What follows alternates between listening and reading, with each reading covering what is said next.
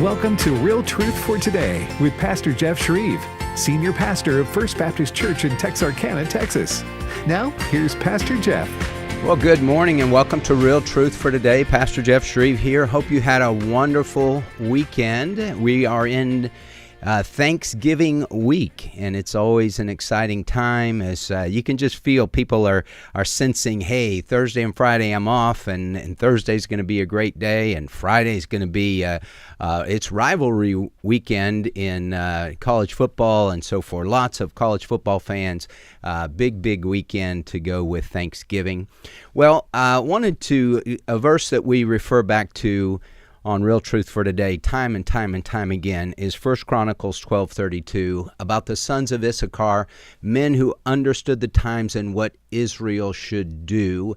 And so one of the things that American Family Radio, American Family Association is committed to is helping Christians understand the times.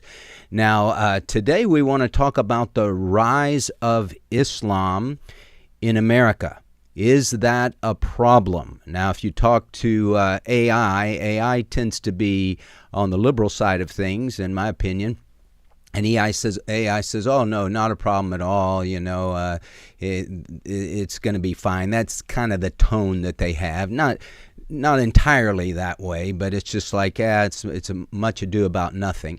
Well, somebody posted the other day on X, and this is so true. It says, Muslims do not assimilate. They aggregate, infiltrate, and conquer. That's the plan.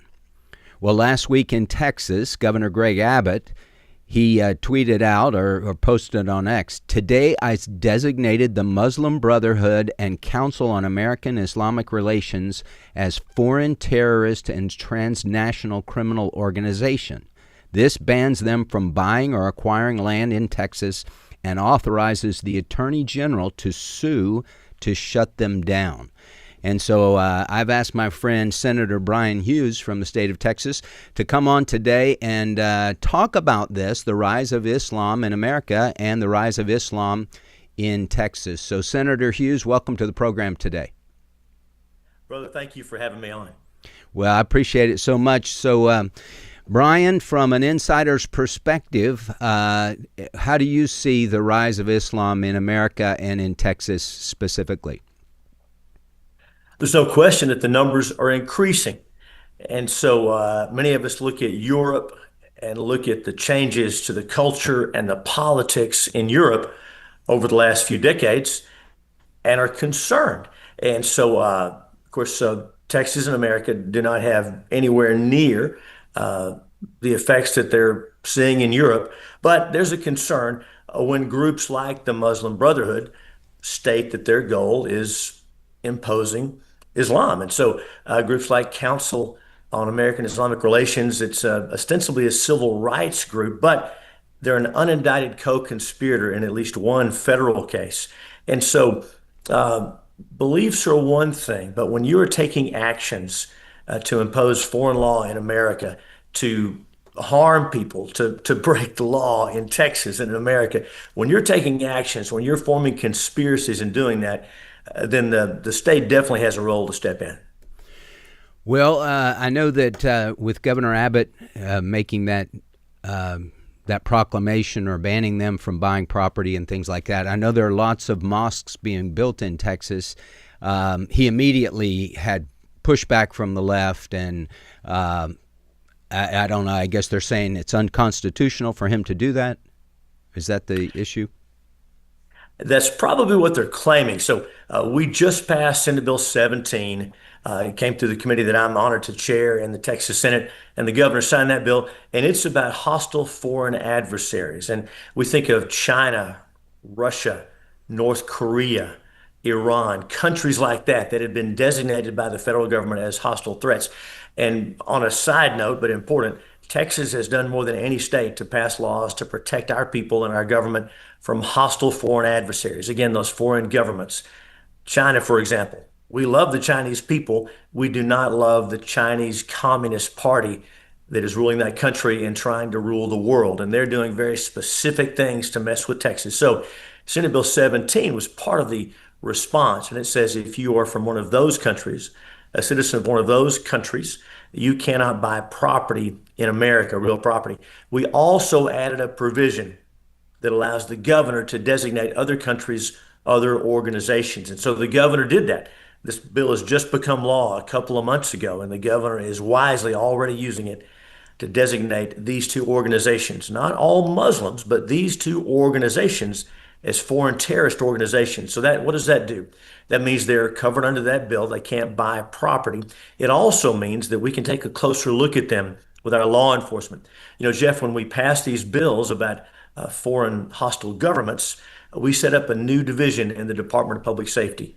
And their job is to see what these hostile governments are doing and counter them. And Jeff, there's also a new crime in Texas of transnational repression. And that's when, let me give China for an example, then I'll bring us back. That's when China, for example, sends its agents to America to persecute, to harass, to harm Chinese people who have fled to America and who are telling the truth about the Chinese Communist government, or students here who are being threatened, their families threatened back home. Well, that is now a crime in Texas, the crime of transnational repression. And we have a section, department within our state police, as you know, the Department of Public Safety, our elite state police, to work on this. And so when Governor Abbott designates the Muslim Brotherhood and the Council on American Islamic Relations as foreign terror organizations, we bring some of those resources to bear. You know, we already have local law enforcement looking at specific things like Epic City, this planned development in the Dallas suburbs. And so Texas is taking this seriously. So, Senator, let's talk about Epic City. So, do they own the land right now, and have they started building, or is this still something in just the development stages? From what we've learned, there are some homes there already.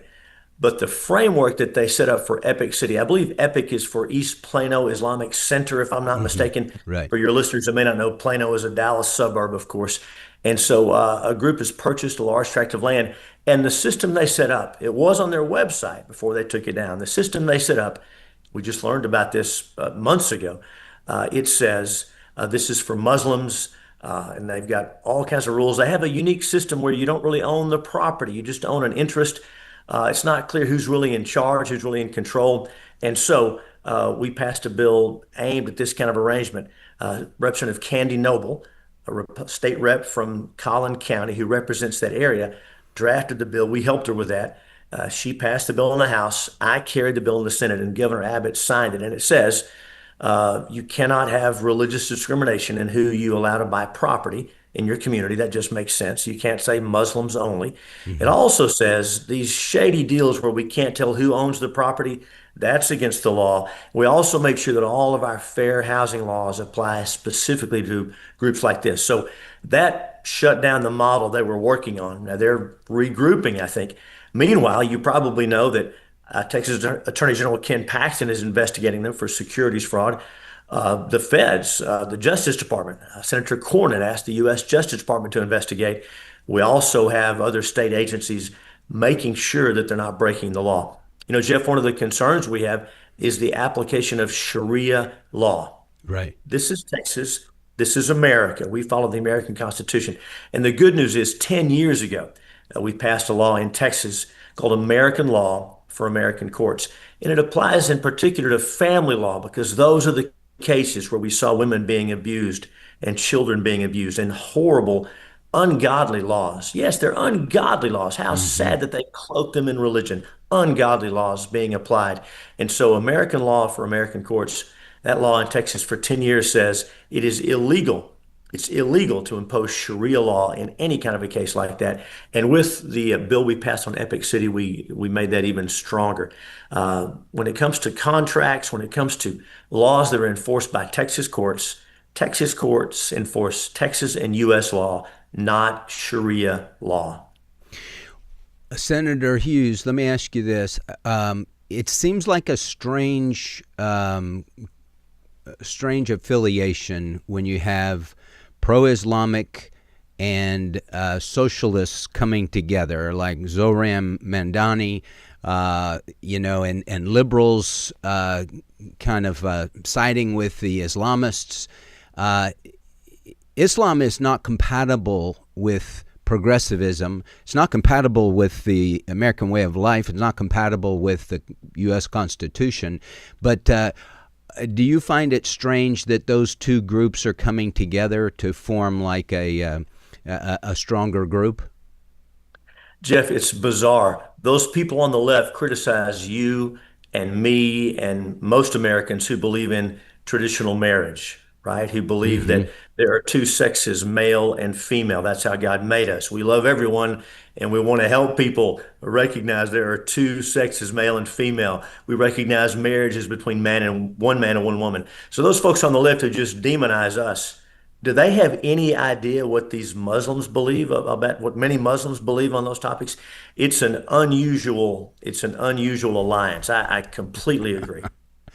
Well, I heard Josh Howerton, who's pastor at Lakeside in Rockwall, or Lake Point, I'm sorry.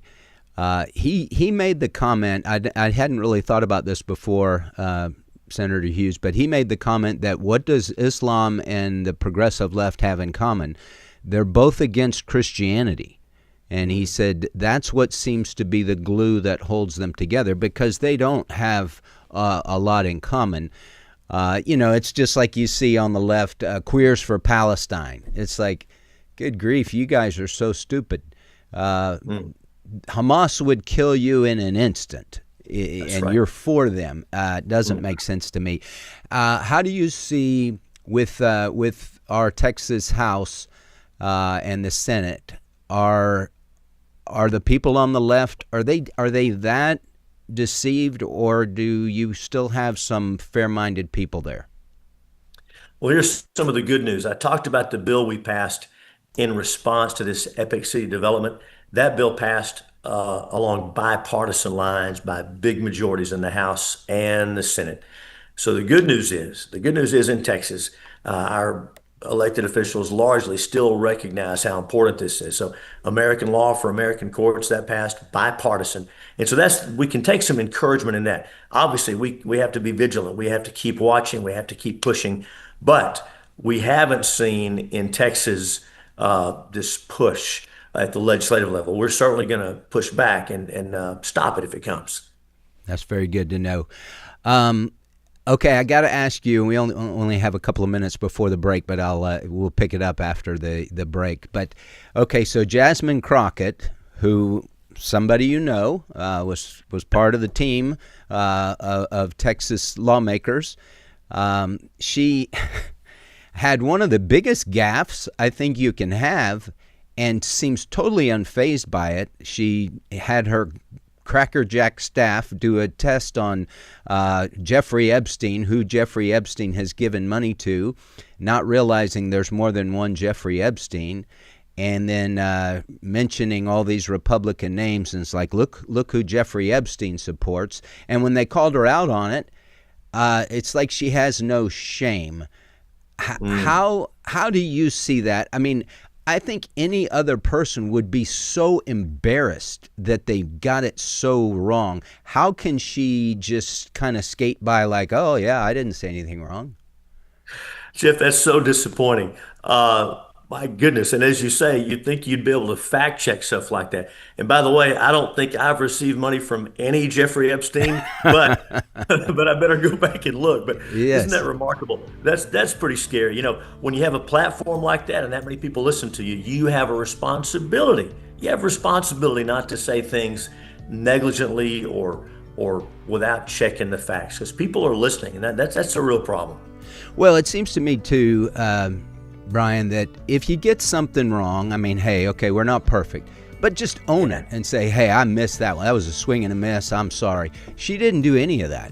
I mean, it's just doubling down on, no, my staff, they didn't have enough time to check that out. It's like, good grief. Then don't mention it if that's the situation. Well, you're listening to Real Truth for Today. Pastor Jeff Schreve here talking to my friend Senator Bryan Hughes. He's a senator from the great state of Texas. We're talking about the issue of Islam in America and in Texas specifically. Don't go away.